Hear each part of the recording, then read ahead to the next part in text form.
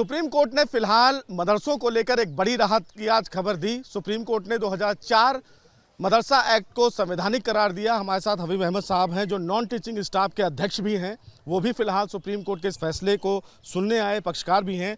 Sir, इस पूरे फैसले को आप कैसे देखते हैं? ये फैसला मैं स्वागत करता हूँ, इसलिए कि मदरसों के अस्तित्व का सवाल था।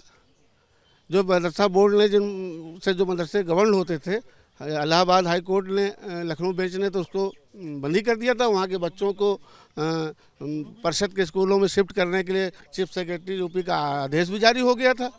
तो कुल मिला के मदरसा तो एक हिसाब से बंद ही हो गया था।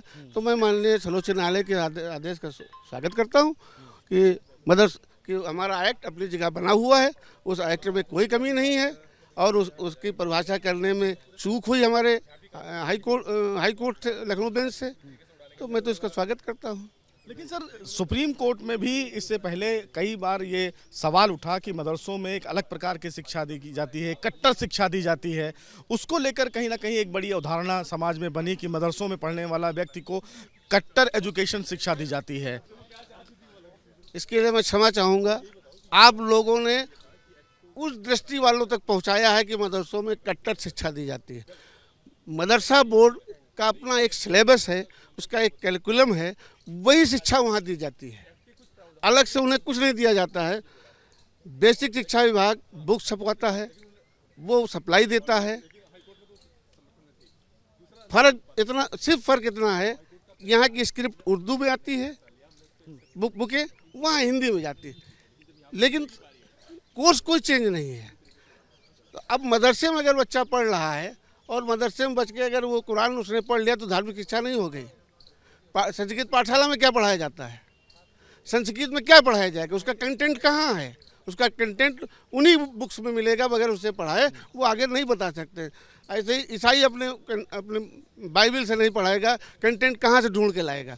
तो बाकी शिक्षा तो उसको दिया जा रही है, लेकिन साथ में अगर उसको एक सब्जेक्ट के रूप में माइनॉरिटीज़ का है या उस धर्म का है, ये बात यहाँ बहस में भी आई कि ये बाल संरक्षण आयोग को क्या इस जगह नहीं दिखाई पड़ी कि यहाँ भी ये बच्चे पढ़ते हैं, वहाँ किस तरह से पढ़ाया जा रहा है?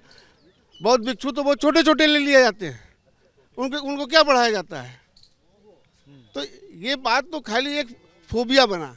लेकिन सर, एक और सुप्रीम कोर्ट ने आज अहम फैसला दिया, जिसमें फाजिल और कामिल की जो आप हायर एजुकेशन के लिए आप लोग देते थे, वो फिलहाल बंद कर दिया। तो कितना फ़र्क पड़ेगा? नहीं, वो हायर एजुकेशन के लिए नहीं देते थे, इसलिए कि हमारा ये बच्चे जो काबिल और फाजिल करते थे, ये किसी डिग्री यूनिवर्सिटी में जाके दाखिला नहीं ले पाते थे।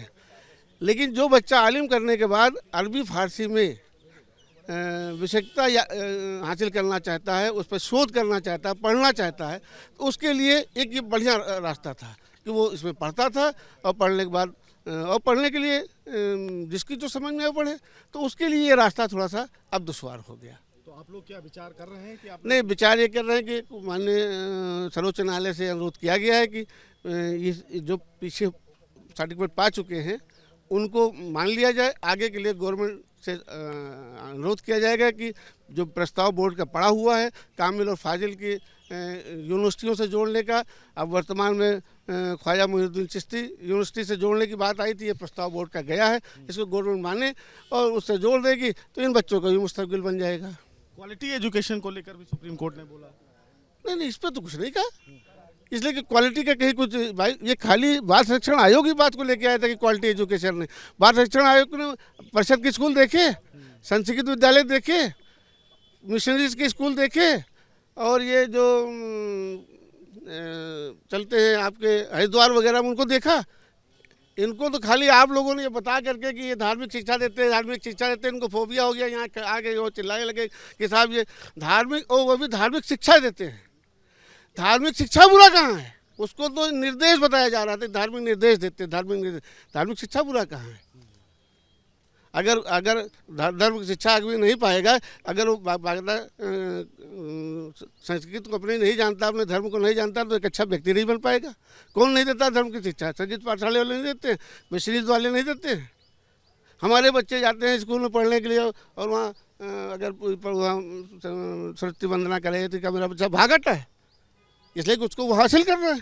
तो जो यहाँ हासिल करने आया उसको क्यों आप रोक रहे हैं भाई? तो तो फिलहाल सुप्रीम कोर्ट ने इस पूरे मामले में अहम फैसला दिया।